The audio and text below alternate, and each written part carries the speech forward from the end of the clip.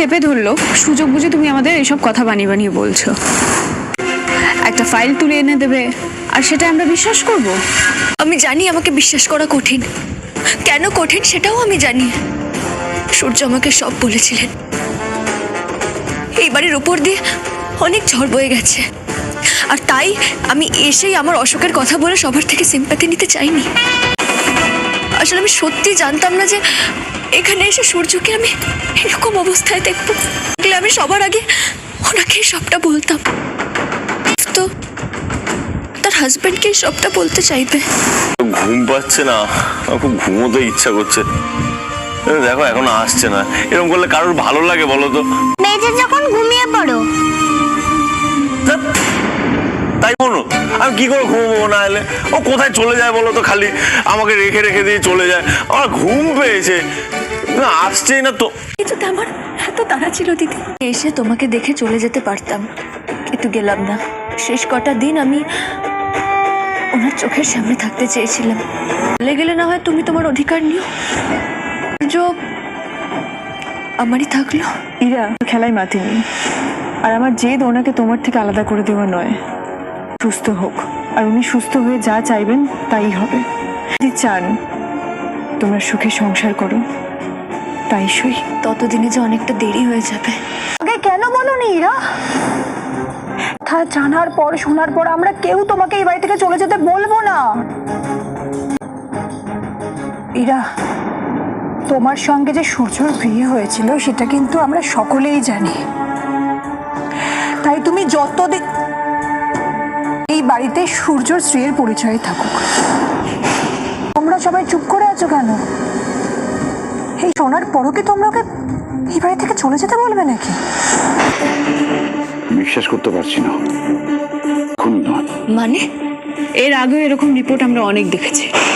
একটা ভুল রিপোর্ট একটা মানুষকে বছরের পর বছর এটা বিশ্বাস করিয়ে রেখেছিল সে কোনোদিনও বাবা হতে পারবে না। ওর কথা এত সহজে কি করে মেনে নিচ্ছি? আমি ডক্টরের কাছে যাওয়ার খবরটা কাউকে দিইনি। শুধু এই কটা দিন আমি আমার হাজবেন্ডের সঙ্গে থাকতে চাই। আমরা বিশ্বাস করছি তুমি সত্যি কথাই বলছো, কিন্তু তোমার কাছে আমার একটাই অনুরোধ। কি বলো? আমি তোমার সঙ্গে কোনোদিন অধিকারের লড়াইয়ে নামতে চাই না, আর চাইথা না বললে নয়।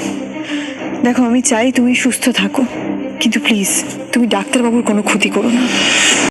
সুস্থ হয়ে ওঠা অবধি, কিন্তু ওর এই কষ্ট বাবা হয়ে আমাকে দেখতে হচ্ছে। কিছু করতে পারছি না, কিচ্ছু না। এ কেমন দিন দিলে তুমি ঠাকুর?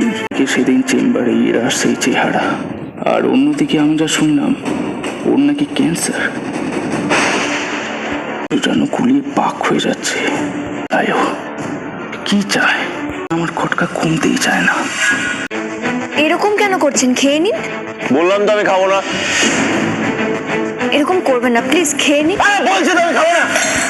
তুমি বোঝো না? তোমাকে একটা কথা বললে কেন বারবার বলতে হয়? বলি না আমার সামনে আসবেন, আমি খাবো না। ডাক্তারবাবু, আপনি দুধটা ফেলে দিলেন কেন? কখন এসছো? হ্যাঁ, কোথায় গেছিলে তুমি? আবার চলে গেছিলে আমার ছেড়ে? খালি চলে যাও, খালি আমাকে ঘুম পাড়ি দিয়ে বেরিয়ে চলে যাও কোথায় একটা। কাকিয়া তো মায়ের মতোই হয়। মা যেমন তার ছেলে মেয়েদের মন বুঝতে পারে, আপনিও বুঝতে পারবেন, তাই বলা। আর আমার দিদি আকবরই সবকিছু কেন করতে যাবে? ও মানুষ নয়? আর তোমরাও বা ইরার সাথে কেন এরকম করছো? ও তো অসুস্থ। আশ্চর্য! তাহলে দিদিকে সবকিছু করতে হবে? ই থাকবে কি থাকবে না এসব ঠিক করবেন মা। উনি আসুন। সেটা বোধহয় আর সম্ভব নয়। কি আপনি? বৌদি বাড়ি ছেড়ে চলে গেছে। কি বাড়ি ছেড়ে চলে গেছেন মানে? ঈশ্বর আমাকে বারবার পরীক্ষার মধ্যে এনে ফেলেছে। আজ নতুন করে পরীক্ষা দেওয়ার শক্তি নেই। আমি বারবার তোমার সঙ্গে অন্যায় করে চলেছি। আজ আর নতুন করে এক জিনিস করতে পারবো না। আমি ছোটর মুখ থেকে ইরার সব কথা শুনেছি।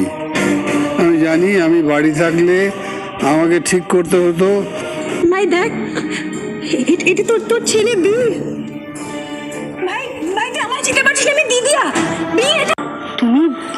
তুমি যতদিন এখানে আছো সূর্যের বউয়ের সম্মান নিয়ে তুমি থাকবে। সেই জায়গা থেকে বলছো কি তুমি জানো? হ্যাঁ মেশামশাই, জানি। আর সেই জন্যই এসেছি আমি। মা যা করতে পারেনি সেই কাজটা আমাকেই করতে হবে। দিদিয়া, তুমি ইরাকে এবাড়ির বউ হিসেবে মেনে নেবে। আর কোন পারছো তো ভাই, কিছুই বুঝতে পারছে না।